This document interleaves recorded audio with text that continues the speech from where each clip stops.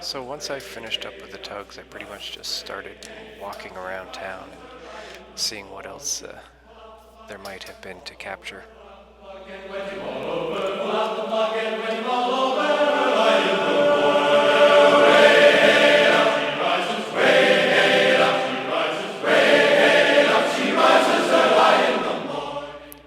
Although there weren't all that many clouds, and the sunrise was, pretty just the same.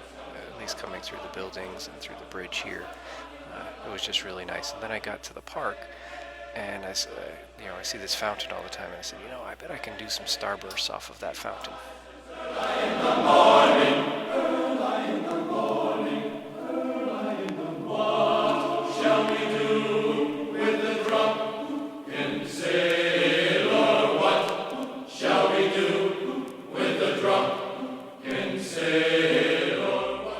I was walking past the Prescott Park Gardens, and I thought to myself, there has to be a shot here. So I stopped down to f1.8 on my 55mm, and this was the result.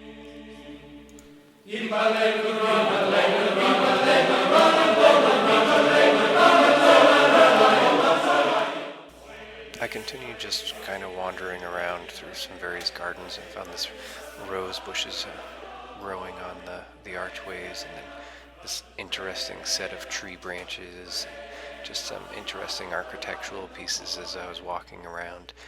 I always like to get the detail shots and do a really shallow depth of field. Which brought me to the gardens, which is really where I plan on ending up throughout the day. And I got there really early. It was probably 5:30 or so, and the fountains hadn't even started up yet. I asked somebody, and nobody really knew, but I came back around 6, and sure enough, the fountains were running, and I still had the sun coming through the trees, which was exactly what I wanted. And as you can see just from looking at the video here, it's just beautiful in there. They do a wonderful job with the flowers. So I started off stepping way back through on the wide-angle lens and just wanted to get a full scope of the gardens, and here's the result of that.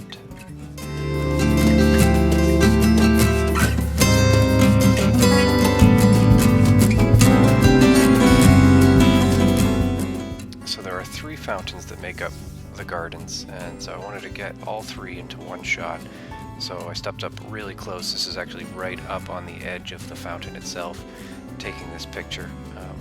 And I'm stopped all the way down to f16 to slow the water down, and I'm getting almost a full second of exposure here.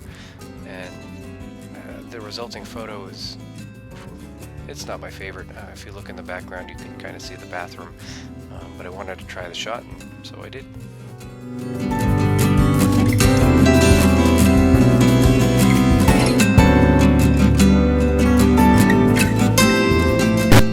So having taken that picture, and I had all 3 fountains, and I thought it was a decent picture, but I had the bathroom in the back, and I really didn't like that, so I went and switched it up, went to the other side of the fountains. The lighting wasn't as good, and I had a little bit of glare coming from the sun, so I spent most of my time trying to block the sun from the lens.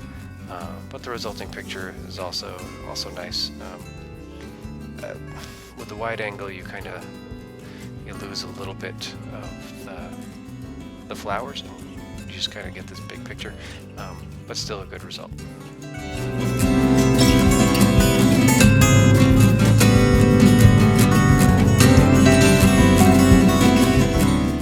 Now my favorite fountain is the one in the middle. It just kind of drops water down. It's got that really nice circle shape. It's just a really nice fountain. So I put on the wide angle lens, got right up close to it, and ended up again stopping down. I really wanted to slow the water down so that I could get a good soft shot. And what I found, and you'll see in the resulting picture, is you kind of lose the flowers. You know, you get the fountain looks really nice, but the flowers in the background just kind of look really far away, and that's attributed to the wide-angle lens. And you'll see that I come back to it later, putting back on the 55mm to kind of compress that image.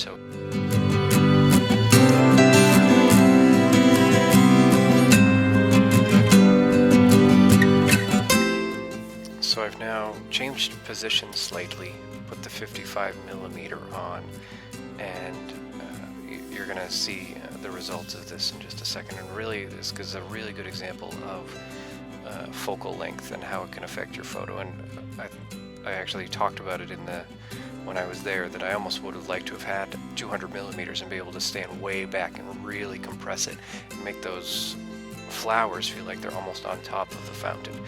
But I think the 55mm actually did a pretty decent job, and it brought the flowers back into the picture and made them more a part of the picture, whereas before they were just kind of part of the backdrop.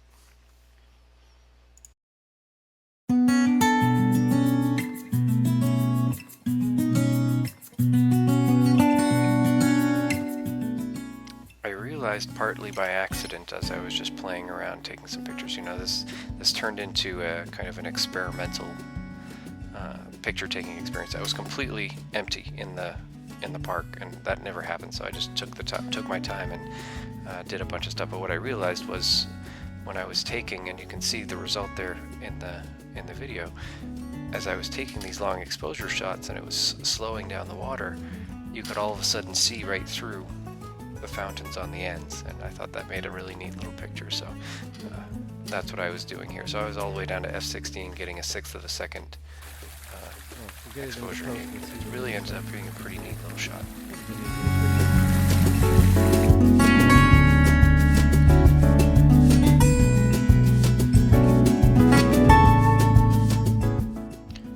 So the last thing I did as I was finishing up in the garden is I really wanted to play with shallow depth of field with this center fountain. So on the 55mm, I can stop to f1.8, which gives me a super shallow depth of field. But the downside of that, let's say downside, or so the effect of that, is it speeds up my shutter considerably. So I get 1/60 of a second. You can see the picture there, it completely stops the water. Whereas before, the rest of the pictures that I've been taking, I was going for a long exposure, softened the water.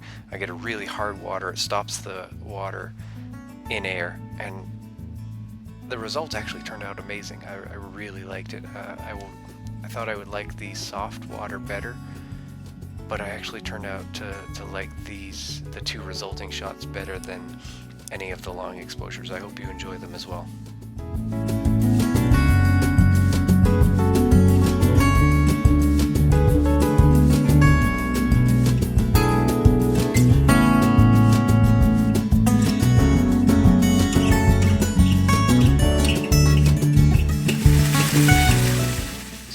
So that's the end for today.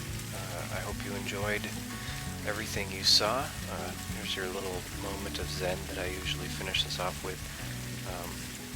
Taking it with the Sony, so you get a nice 4K image.